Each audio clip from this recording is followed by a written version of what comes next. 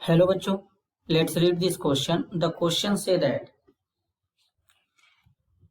consider the following statement. बच्चों यहाँ पर 4 स्टेटमेंट गिवन है, इनको कंसीडर करना है and select the correct statement. और इनमें से करेक्ट स्टेटमेंट को सेलेक्ट करना है। इसके रिगार्डिंग यहाँ पर 4 ऑप्शन भी गिवन है, इन चारों में से करेक्ट को आइडेंटिफाई करना है। तो सबसे पहले समझेंगे बच्चों की कॉन्सेप्ट। की कॉन्सेप्ट होगा आयोनाइजेशन एनर्जी। Ionisation energy. अब बच्चों समझेंगे आयोनाइजेशन एनर्जी होता क्या है। कोई हम लोग क्या करेंगे बच्चों, आइसोलेटेड गैसियस एटम लेंगे इस तरीके से, इसके आउटर मोस्ट सेल में से एक इलेक्ट्रॉन को रिमूव करने के लिए जो अमाउंट ऑफ एनर्जी प्रोवाइड करेंगे उसको आयोनाइजेशन एनर्जी कहते हैं। और ये जो आइसोलेटेड गैसियस एटम है ये अब कैटायन में कन्वर्ट हो जाएगा।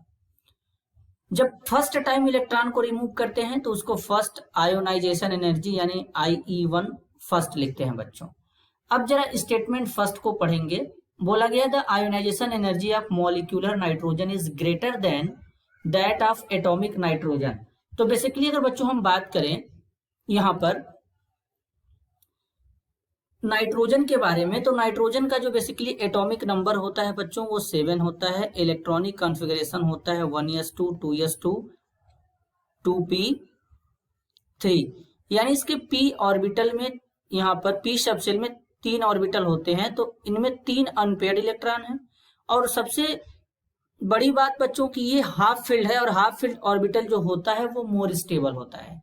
लेकिन जब यही नाइट्रोजन मॉलिक्यूलर फॉर्म में जाएगा, मतलब N2 के फॉर्म में जाएगा, इसका मतलब नाइट्रोजन के बीच में ट्रिपल बॉन्ड बना लेगा। कैसे पता ट्रिपल बॉन्ड बनेगा, एक नाइट्रोजन में 3 अनपेयर्ड इलेक्ट्रॉन है तो दूसरे वाले नाइट्रोजन में भी 3 अनपेयर्ड इलेक्ट्रॉन होंगे, दोनों कंबाइंड होकर बॉन्ड बना लेंगे। तो अब इस केस में इलेक्ट्रॉन तो पेयर्ड होंगे ना, N2 के केस में तो इलेक्ट्रॉन पेयर्ड हो गए, तो मतलब पहले के कंपेयर में और ज्यादा स्टेबल हो गया। जब और ज्यादा स्टेबल हो गया तो इलेक्ट्रॉन को रिमूव करने के लिए अमाउंट ऑफ एनर्जी और ज्यादा चाहिए। तो इसका मतलब जो स्टेटमेंट फर्स्ट है, the ionization energy of molecular nitrogen is greater than that of atomic nitrogen, तो इसका मतलब स्टेटमेंट फर्स्ट बच्चों क्या होगा, करेक्ट होगा। अब स्टेटमेंट सेकंड की बात करेंगे। अब स्टेटमेंट सेकंड बोला गया the ionization energy of molecular oxygen is less than that of atomic oxygen. अगर बेसिकली हम ऑक्सीजन की बात करें तो एटॉमिक नंबर 8 होता है, electronic configuration 1s2 2s2 2p क्या होता है बच्चों, 4 होता है, 2p4 होगा। अब 2p4 है तो p सब सेल में 3 ऑर्बिटल होते हैं इस तरीके से, एक ऑर्बिटल में 2 इलेक्ट्रॉन फिलअप किए जाते हैं, तो यहाँ पर इस तरीके से हो जाएगा। अब इसके पास क्या है, 2 अनपेयर्ड इलेक्ट्रॉन है, लेकिन ये हाफ फील्ड से इसमें ज्यादा इलेक्ट्रॉन है तो ये उतना ज्यादा स्टेबल नहीं होगा। लेकिन जब ये O2 के फॉर्म में जाएगा मॉलिक्यूलर ऑक्सीजन में, तो ऑक्सीजन के बीच में डबल बॉन्ड बन जाएगा, क्योंकि एक ऑक्सीजन में 2 अनपेयर्ड इलेक्ट्रॉन है, तो दूसरा वाला ऑक्सीजन आएगा तो उसमें भी तो 2 अनपेयर्ड इलेक्ट्रॉन होंगे बच्चों, दोनों कंबाइंड होकर बॉन्ड बना लेंगे। तो मॉलिक्यूलर ऑक्सीजन जो है ये ज्यादा स्टेबल होगा, इसका आयोनाइजेशन एनर्जी ज्यादा हो जाएगा। फिर क्यों, इसमें से इलेक्ट्रॉन को रिमूव करने के लिए अमाउंट ऑफ एनर्जी ज्यादा चाहिए। तो यहाँ पर बेसिकली बच्चों क्या होगा, जो मॉलिक्यूलर ऑक्सीजन होगा इसमें अब इलेक्ट्रॉनिक कॉन्फ़िगरेशन जो होगा स्टेबल हो जाएगा, क्योंकि बॉन्ड बना चुका है, तो इसलिए इसका आयोनाइजेशन एनर्जी ज्यादा हो जाएगा एटॉमिक ऑक्सीजन से। लेकिन स्टेटमेंट सेकंड में बोला क्या गया है, मॉलिक्यूलर ऑक्सीजन का जो आयोनाइजेशन एनर्जी है एटॉमिक ऑक्सीजन से कम बताया गया है, तो इसलिए स्टेटमेंट जो 2 है बच्चों वो गलत हो जाएगा। अब स्टेटमेंट थर्ड की बात करेंगे। Between SiCl4 and CCl4 only SiCl4 react with water because SiCl4 is ionic and CCl4 is covalent. तो बेसिकली अगर हम बात करें तो जो SiCl4 है, सिलिकॉन टेट्राक्लोराइड, ये बेसिकली बच्चों वाटर के साथ रिएक्ट कर लेता है, यानी इसका हाइड्रोलिसिस हो जाएगा आसानी से। तो जब हाइड्रोलिसिस होता है तो SiOH4 बनता है और साथ में HCl भी बन जाता है इस तरीके से। अब बेसिकली यहाँ पर होता है ऐसा क्यों है, क्योंकि जो सिलिकॉन होता है बच्चों इसके पास वैकेंट d ऑर्बिटल होता है, जिसके कारण इसका हाइड्रोलिसिस पॉसिबल है। और यहाँ पर ये जो SiCl4 होता है ये आयनिक नहीं होता है, ये कोवैलेंट होता है। अब अगर लेकिन कार्बन टेट्राक्लोराइड की बात करेंगे तो ये भी कोवैलेंट होता है, लेकिन इसका हाइड्रोलिसिस पॉसिबल नहीं है, ये वाटर के साथ रिएक्शन नहीं कर पाता है, क्योंकि कार्बन टेट्राक्लोराइड में जो कार्बन है उसके पास कोई वैकेंट डी ऑर्बिटल नहीं होता है। कार्बन का वैलेंसी 4 होता है, तो वो 4 बॉन्ड बना चुका है, सेकेंड पीरियड का एलिमेंट है, इसके पास कोई वैकेंट डी ऑर्बिटल ही नहीं है, तो इसलिए इसका हाइड्रोलिसिस नहीं होता। जबकि सिलिकॉन के पास वैकेंट डी ऑर्बिटल है, इसलिए यहाँ पर वाटर के साथ रिएक्शन करता है बच्चों। तो बेसिकली यहाँ पर ऐसा होता क्यों है, क्योंकि सिलिकॉन थर्ड पीरियड का एलिमेंट होता है, इसलिए इसके केस में डी ऑर्बिटल जो होता है वैकेंट प्रेजेंट होता है, और दोनों के दोनों हमारे कोवैलेंट होते हैं। तो इसलिए स्टेटमेंट जो थर्ड है बच्चों ये भी इनकरेक्ट हो जाएगा, क्योंकि SiCl4 को आयनिक बता रखा है, इसलिए ये गलत है। अब स्टेटमेंट 4 में चलेंगे बच्चों। O2- is paramagnetic and has bond order less than O2। तो सबसे पहले बेसिकली क्या करेंगे बच्चों, O2- लेंगे, टोटल इलेक्ट्रॉन कैलकुलेट करेंगे। ऑक्सीजन 2 टाइम है, 8 होता है ऑक्सीजन का एटॉमिक नंबर, तो यहाँ पर क्या हो जाएगा बच्चों, और एक नेगेटिव चार्ज है तो -1 कर देंगे, कितना हो जाएगा बच्चों इसके केस में, सॉरी बच्चों, एक नेगेटिव चार्ज है, नेगेटिव चार्ज के केस में क्या करते हैं, इलेक्ट्रॉन ऐड करते हैं, जितना नेगेटिव चार्ज होता है उतना इलेक्ट्रॉन ऐड करते हैं, तो एक इलेक्ट्रॉन ऐड कर देंगे क्योंकि एक नेगेटिव चार्ज है, तो 8 का 2 में मल्टीप्लाई करेंगे, 16 एक ऐड कर देंगे, टोटल 17 यानी 17 इलेक्ट्रॉन O2- के पास होंगे। अब जब इलेक्ट्रॉनिक कॉन्फ़िगरेशन करेंगे तो sigma 1s2 sigma star 1s2 हो जाएगा बच्चों, सिग्मा 2s2 हो जाएगा, सिग्मा स्टार 2s2 हो जाएगा।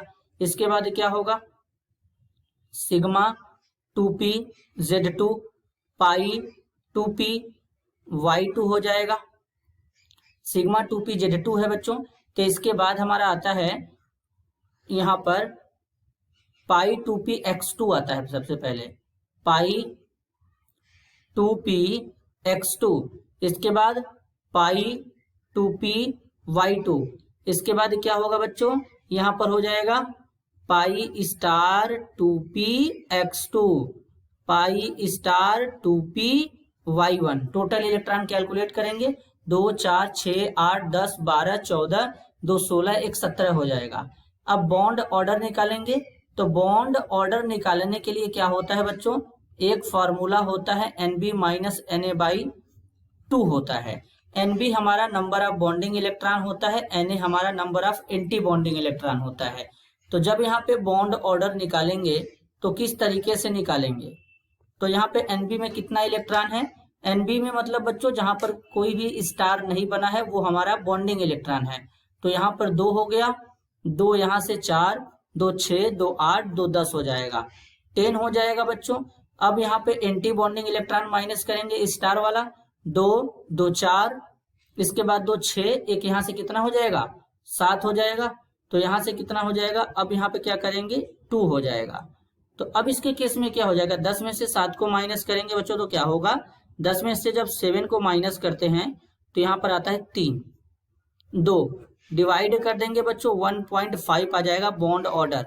अब O2 में तो डायरेक्ट निकाल सकते हैं क्योंकि ऑक्सीजन ऑक्सीजन के बीच में डबल बॉन्ड बना है। बॉन्ड ऑर्डर का मतलब होता है number of bond present between 2 atom या मॉलिक्यूल, 2 एटम या मॉलिक्यूल के बीच में जितने बॉन्ड का नंबर होता है वही तो बॉन्ड ऑर्डर होता है।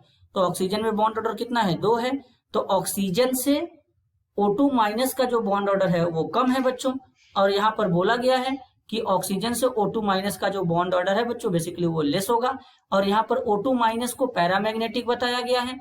और यहाँ पर देख लेते हैं कि ये पैरामैग्नेटिक है कि नहीं है। जब अनपेयर्ड इलेक्ट्रॉन होता है तो पैरामैग्नेटिक होता है, इसके पाई स्टार 2py में एक अनपेयर्ड इलेक्ट्रॉन है, क्योंकि बच्चों अगर हम बात करेंगे p सब सेल में 3 ऑर्बिटल होते हैं, एक होता है px, दूसरा होता है py, तीसरा होता है pz। तो यहाँ पर देखेंगे तो एक ऑर्बिटल में 2 इलेक्ट्रॉन होते हैं, तो यहाँ पर py में केवल एक ही इलेक्ट्रॉन है, मतलब अनपेयर्ड इलेक्ट्रॉन है, तो O2- पैरामैग्नेटिक भी होगा। तो यहाँ पर जो स्टेटमेंट हमारा 4 है बच्चों ये क्या है, करेक्ट है। तो इस क्वेश्चन में कितने स्टेटमेंट करेक्ट है बच्चों, स्टेटमेंट फर्स्ट करेक्ट है और स्टेटमेंट 4 करेक्ट है। तो करेक्ट आंसर क्या होगा, option 2 S1 and S4। This is your answer. I hope you understood it well. All the best.